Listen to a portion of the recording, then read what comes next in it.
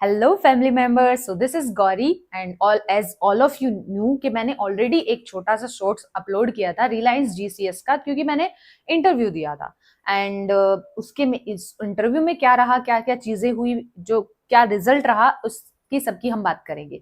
So basic से start करते हैं, स्टार्टिंग से स्टार्ट करते हैं। ओके, सो सबसे पहले मैं एकदम छोटी छोटी चीजें वो बताने वाली हूँ, क्योंकि रिलायंस का आप यूट्यूब पे चेक करोगे, आप उसकी खुद की जो वेबसाइट है उस पे देखोगे, जो क्वालिफिकेशन और जो भी क्राइटेरिया है वो आपको कहीं भी मिल जाएगा। बट जो बातें जो आपको कोई भी यूट्यूब पे कोच कोई भी इंसान नहीं बताता है, ऐसी छोटी छोटी चीजें मैं आपके साथ में शेयर करने वाली हूँ। क्योंकि हम at end of the story हमें ऐसा इंसान चाहिए जो हमें एकदम छोटी छोटी बारीकियों से चीजें बताए। क्योंकि मैंने कुछ मेरे दोस्त भी देखे हैं जो हमें डिटेल्स पूछते हैं। As I have given also SSB, तो एसएसबी का भी अगर जब मैंने भी एसएसबी दिया था, then I was also like कि मुझे छोटी छोटी डिटेल्स बताओ जो मुझे यूट्यूब पे नहीं मिल सकती, जो चीजें मुझे ऑनलाइन नहीं मिल सकती, जो अवेलेबल नहीं हो। सो जो चीज मुझे नीड फील हुई, तो मैं चाहती हूँ कि वो मैं आपके साथ में शेयर करूँ। So this video is not for the information, क्योंकि इंफॉर्मेशन सब जगह अवेलेबल है, एवरीबडी नोज, ये थंबनेल में भी लिखा हुआ है कि जो एनसीसी के कैडेट्स हैं and without NCC non NCC cadet also can apply for the Reliance GCS. और ये वेबसाइट आपको खुद भी बता देगी क्या क्या क्राइटेरिया है। So we will not talk about the qualification criteria and all. I will just share my experience कि मैंने क्या सोचा था और मेरे साथ में वहां जाके क्या हुआ, और मैं कहाँ तक, कौन से स्टेज तक गई हूँ, कहाँ कहाँ क्या क्या प्रोसेस है, एवरीथिंग जो माइनर सी डिटेल्स है मैं आपके साथ में शेयर करने वाली हूँ। So without wasting your time we will move forward. So first of all I will tell कि मैंने रिलायंस के बारे में कैसे जाना। I have been an NCC cadet, but मेरे को नहीं पता था रिलायंस के बारे में। एक दिन ऐसे ही चलते चलते, जस्ट बिकॉज मैं एनसीसी कैडेट हूँ तो थोड़ा बहुत कंटेंट रिलेटेबल आ जाता है, तो मेरे को यूट्यूब से ऐसे पता चला रिलायंस जीसीएस नाम का कोई कुछ ये है जिससे जो अपने वैकेंसीज निकालती है, और इसमें थोड़ा सा प्रोसेस होता है इंटरव्यू का। ठीक है, I was not aware about the process, मुझे कुछ पता भी नहीं था, और मैंने यूट्यूब पे इतना सब कुछ छाना, बट मुझे यूट्यूब पे कुछ पता भी नहीं चल रहा था कि एग्जैक्ट प्रोसेस क्या होती है।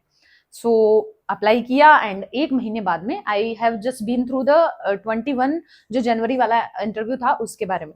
सो नवंबर के एंडिंग, सो दिसंबर, हाँ एग्जैक्टली 20 दिसंबर के अराउंड तक लास्ट फॉर्म भर रहे थे, तब तक मैंने अप्लाई कर दिया। और फिर जनवरी में हमारा क्या आ गया, एक हफ्ते पहले, एग्जैक्ट एक हफ्ते पहले हमारा क्या आ गया था, मेल आ गया था। मेल आने के बाद अब just because we can't like imagine कि क्या होने वाला है, सो मैंने कुछ ज्यादा प्रिपरेशन करी नहीं, बट मैंने थोड़ा बहुत, एज आई टोल्ड यू कि मैंने थोड़ा बहुत यूट्यूब से छाना था इधर उधर से। तो मुझे इतना तो पता था कि वहां पे जीडी होने वाला है। और जीडी, क्योंकि मैंने एयरलाइंस के भी काफी इंटरव्यूज दिए हैं और मेरा जीडी में थोड़ा इतना ज्यादा स्ट्रांग नहीं है, तो मैंने थोड़ा सोशल के जो टॉपिक्स हैं, और क्योंकि एसएसबी भी है तो थोड़ा जीडी के लिए जो करंट अफेयर्स वगैरह है, तो थोड़ा वो पढ़ के गई थी। उसके अलावा मैं कुछ नहीं गई, एंड एज फ्रेशर मैं चली गई वहां पे।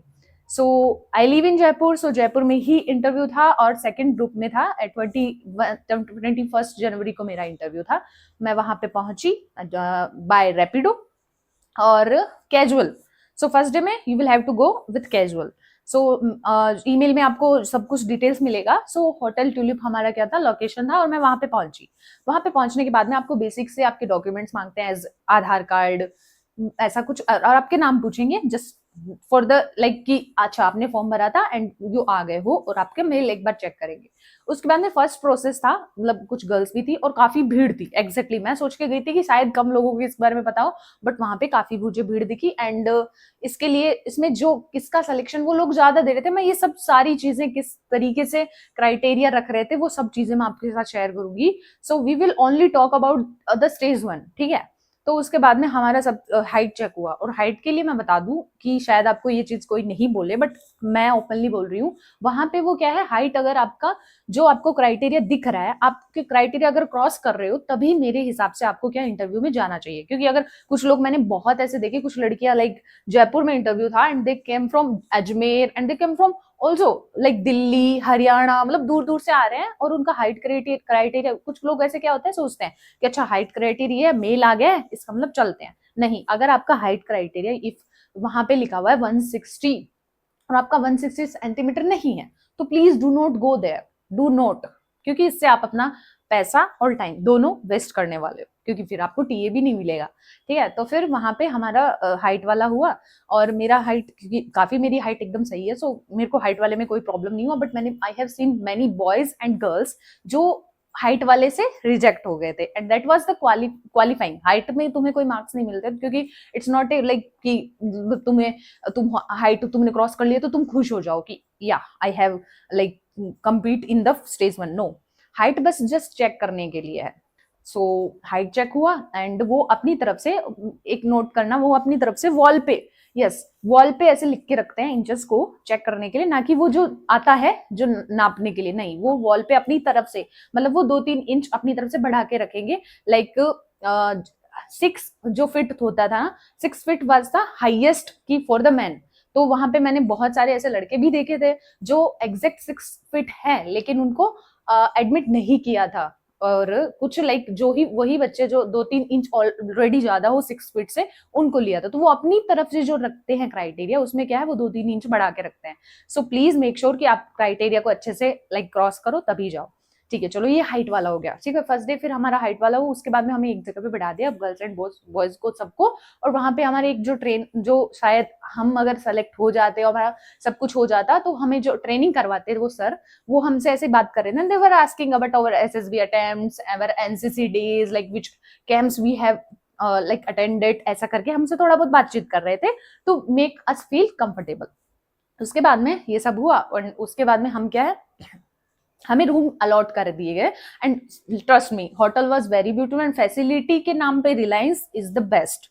ठीक है, इतना मुझे फैसिलिटी के मामले में कोई, मैंने इतने इंटरव्यू दिया, I haven't got that type of facilities.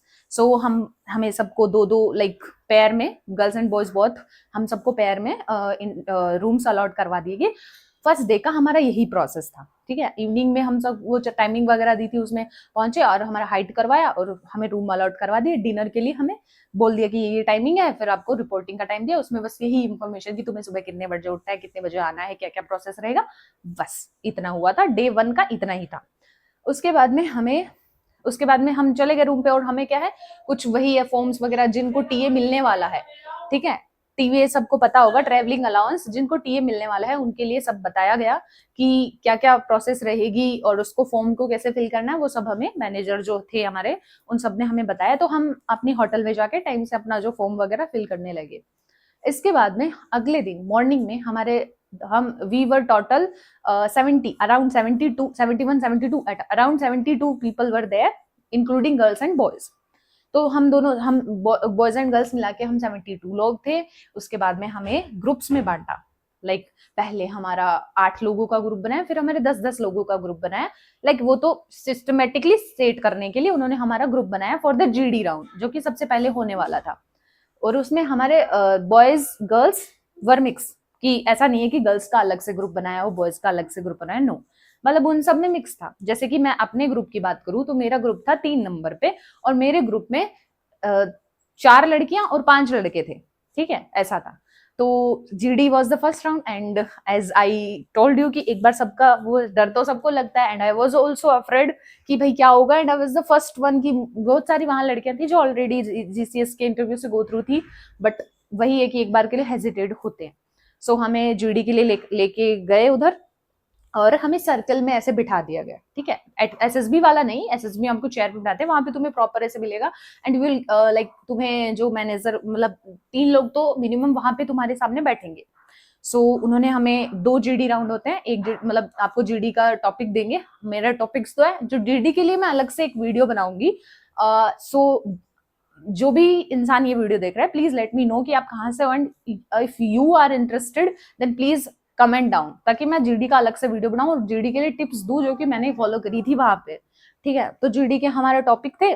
So GD के टॉपिक देंगे आपको, और वो आप ऐसे नहीं कि जैसे टॉपिक थे तुरंत बोलना है, नो, वो आपको टॉपिक देंगे और वो आपको टाइम देंगे, वो आपको डायरी भी देंगे, सबसे पहले प्रोवाइड करवाएंगे। Then you will have 1 minute to think about the topic. Okay, so GD की एक स्पेशल वीडियो जरूर आएगी, क्योंकि GD was very interesting, mind GD was सबसे इंटरेस्टिंग। सो जीडी का मैं अगले से अलग से वीडियो बनाऊंगी।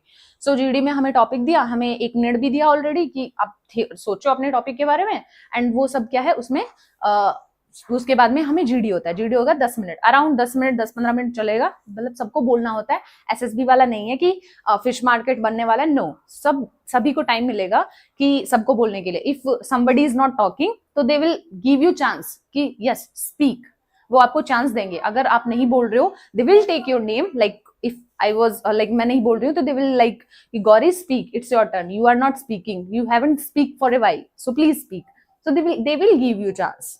ठीक है, तो ये एक बात तो डरने की बिल्कुल जरूरत ही नहीं है कि हमें बोलने का चांस मिला या नहीं मिला। Okay, so I am taking too much time in the GD section, I as I told you कि जीडी का अलग से बात करें। सो जीडी हो गया हमारा complete, and as I told you हम 72 लोग थे।